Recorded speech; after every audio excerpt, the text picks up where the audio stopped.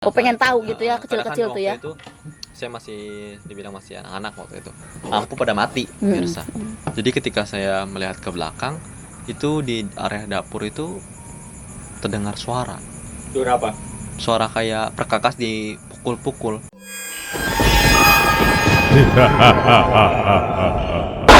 Terima kasih sudah klik video ini. Tapi jangan lupa subscribe. Jika tidak subscribe, maka kalian akan tahu akibatnya.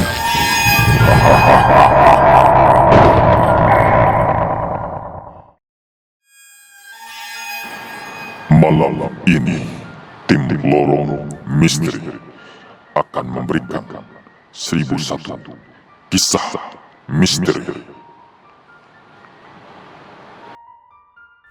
Assalamualaikum warahmatullahi wabarakatuh. Kembali lagi bersama saya Heri di 1001 kisah bersama Lorong Misteri. Baik mirsa, hari ini saya masih bersama Mama. Alhamdulillah Mama ini banyak cerita yang bisa kita petik, bisa kita ambil hikmah pelajarannya. Jadi dulu ini Mama, saya juga zaman masih kecil suka ikut-ikut sama Mama ini. Suka ngontrol rumah orang, suka ngobatin orang-orang yang diserang katakanlah gangguan makhluk gaib ya Mah ya, entah itu di rumahnya ataupun ada di dirinya. Menurut Mama, pengalaman apa yang paling berkesan, paling teringat semasa dulu ngobatin? Mama semua ingat sih. Semua ingat ya. Karena Mama yang merasakan dan Mama yang mengalami. Semoga para pemirsa tidak bosan-bosan ya untuk belajar dan mendengarkan. Silahkan dipetik hikmah, walaupun itu hanya sedikit. Banyak orang bilang gini, katanya kan ya, wah katanya nggak ada di Islam itu namanya ilmu perbintangan. Bukan, ilmu dukun-dukun Islam yang ibaratnya yang bisa ngobatin secara gaib tapi dalam Islam. Dalam Islam itu ada orang bilang gitu ya. Dalam Islam itu kayak gitu tuh sebutnya syirik katanya. Bagaimana memandang hal ini? Iya. Kalau kita mau berbicara seperti itu, silahkan Anda untuk belajar di ini ya, di dalam surat Sulaiman adanya pelajaran seperti itu, dan adanya ilmu sihir itu. Jadi dalam kisahnya itu Nabi Sulaiman memiliki ilmu kitab yang Allah memang turunkan. Jadi setiap itu, jadi ternyata ilmunya itu diumpetin oleh jin. Jadi perebutan ya. Jadi perebutan. Makanya kenapa sihir itu adanya di jin, di setan. Jadi disitulah ya. Jadi kalau Nabi Sulaiman tuh bisa kaya kan? Ya. Bisa ibaratnya bisa menaklukkan semua makhluk ya. Sampai apapun itu. Apapun binatang, hewan, jin dari kalangan apapun, angin pun bisa tunduk dan perintah Nabi Sulaiman atas izin Allah Subhanahu wa taala kan. Jadi jadi kitabnya itu ditaruh di kursi dan taruh di bawah dalam seperti itu. Silakan, saya tidak perlu menjelaskan panjang lebar. Silakan Anda ingin belajar, silakan membaca surat Sulaiman dan dipelajari dalam artinya, ya. Bahkan banyak juga tuh yang nyari-nyari cincin Sulaiman. Kadang kan setan ketika pakai cincin Sulaiman bisa berubah wujud seperti Nabi Sulaiman. Mungkin orang-orang sekarang kalau mau mencari cincin Sulaiman, mungkin pengen biar kelihatan ganteng, Bang.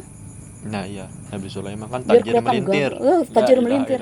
La ilaha illallah. Kenapa Anda sekarang kayak siapa? Menabut.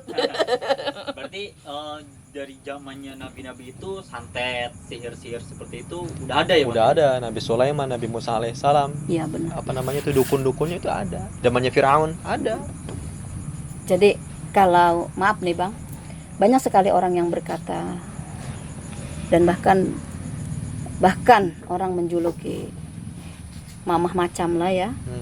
Wahai subscriber dan wahai saudaraku semua, saya ini bukan siapa-siapa ya, saya hanya sebagai makhluk yang selalu berniat semata-mata hanya untuk umat.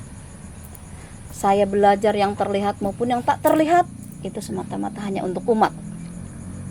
Tidak ada yang kami kejar, tidak ada yang saya kejar pribadi kalau itu hanya karena dunia. Dan orang banyak berkata, Dan orang bernilai bahwa segala sesuatu yang katanya sifatnya itu tidak terlihat, kadang-kadang orang bilang itu musyrik. Musyrik. Ya. Misalkan ada gini, oh maaf ya bang, misalkan nih contoh kecil, jangan begini-gini, nantinya takut begini, tahayul. Iya.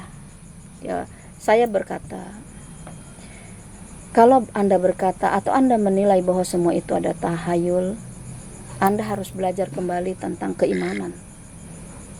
Karena di keimanan itu banyak kita harus pelajari kegoiban. Ya. Kalau kita tidak mengerti kegoiban, berarti kita belajar keimanannya harus lebih ditingkatkan. Jadi kalau Anda tidak mengetahui sesuatu, janganlah Anda berkata. Iya. Seperti itu. Ilmu apa yang mungkin seseorang punya untuk mengobati seseorang, ya itu banyak sekali macam triknya ya bang ya. Seperti abang pernah ikut mamah ya, Bang Hadi, Bang Heri itu sering mengikuti saya kalau saya dibilangnya mengoperasi ya, bahasa zaman kita menetralisirkan rumah.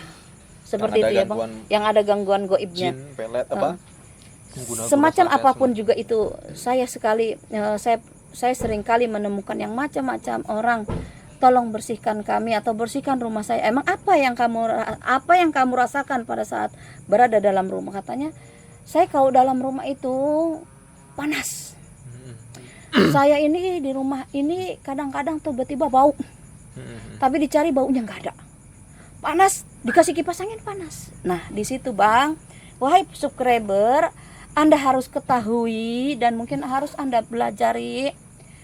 Dan juga jangan kamu bilang ternyata rumahku penuh sihir, padahal ternyata itu akibat terik panas matahari. Pengen hujan kali. Pengen hujan. Contohnya Atau ini, apa namanya? Apa sih namanya? Tet ya. Oke, Bang, silakan. Jadi seperti ini. Apa yang kamu rasakan? Saya panas. Oke. Saya minta Bu tolong dirapihkan, dibersihkan. Baik. Akhirnya kita datang ya bang ya, datang ke rumah sana, kita kontrol, kita rasakan rumahnya sudah dikasih kipas angin, rumahnya sudah dikasih AC, masih panas.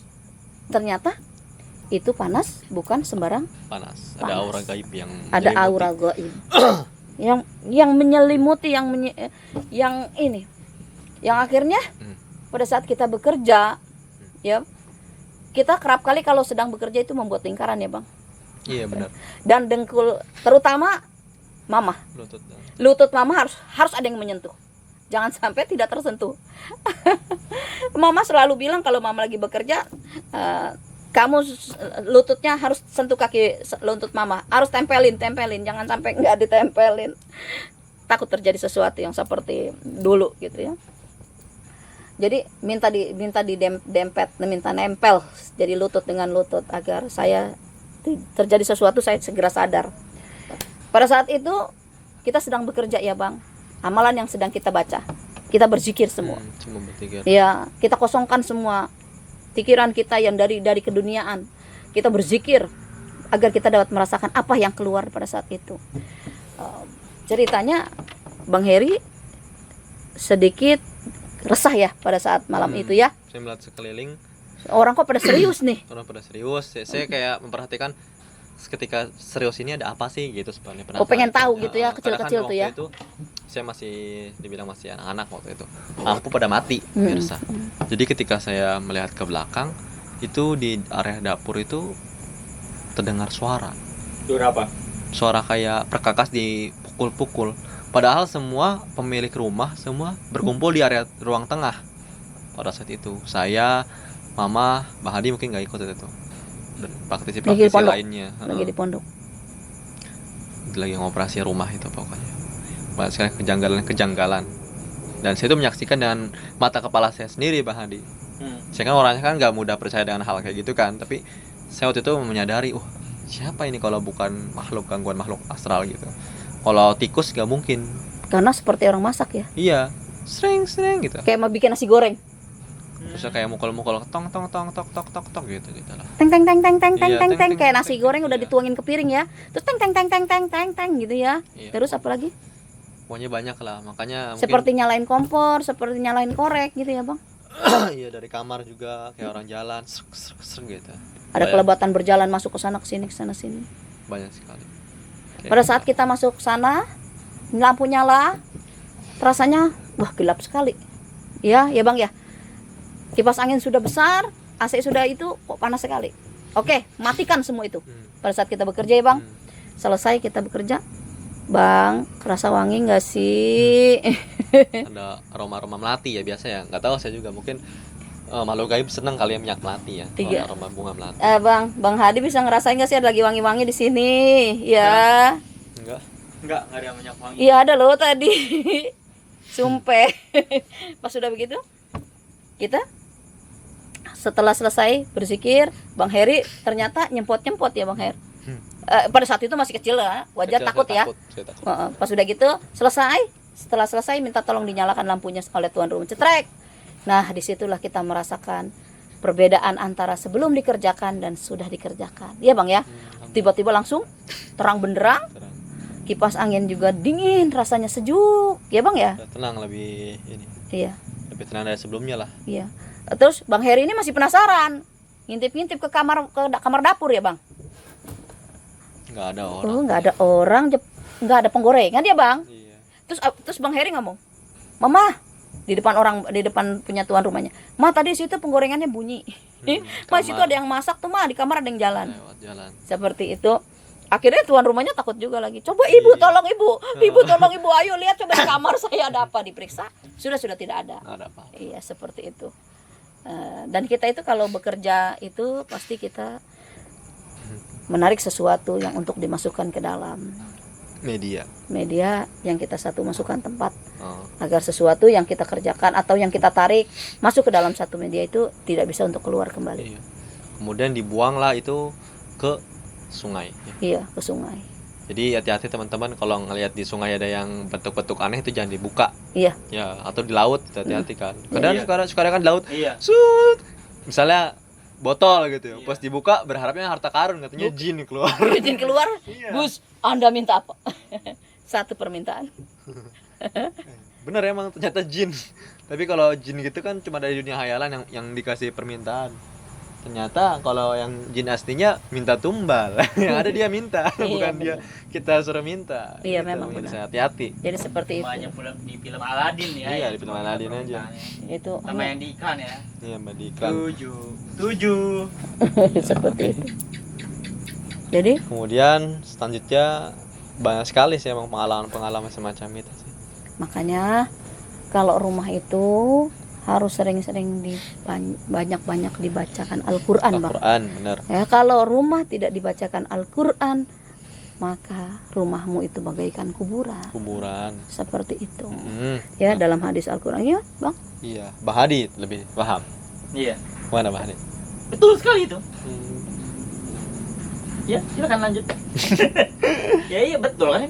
Iya. Ya betul emang betul, gimana lagi? Jadi perbanyak Pesan buat baca teman-teman. Al-Qur'an. Gimana Bahadi? Pesannya adalah ini Bang Eri selalu menjebak saya ini. Ini mana kalau saya lagi nggak fokus suka nanya langsung gitu. Jadi wahai para subscriber, perbanyaklah membaca surat At-Taubah, apalagi di ayat yang paling terakhir ya Bang, yang Abang Heri sering baca. Itu adalah satu pengobatan tubuh kita. Jadi itu bisa untuk mencuci atau menghilangkan sesuatu yang Memproteksi diri dari gangguan gaib. menetralisirkan atau membersihkan tubuh kita dari Menjaga. ini ya, dari gangguan yang goib dan dapat menjadi selimut kita. Jadi seperti itu. Betul. Oke, pemirsa. Alhamdulillah banyak sekali hikmah, banyak sekali ilmu yang bisa kita petik dari pelajaran Mama ceritakan tadi. Sebab pengalaman itu adalah guru yang terbaik ya. Iya, Pengalaman siapapun itu guru yang terbaik. Jadi jadikanlah pengalaman seorang untuk kita jadikan ilmu pelajaran ya. Oke pemirsa, inilah dia kisah di malam hari ini. Jangan lupa subscribe channel kita dan sampai jumpa di lain waktu. Assalamualaikum warahmatullahi wabarakatuh. Terima kasih sudah tonton video ini dan juga tonton si Aceng Jagoan di channel Upload Studios. Oke?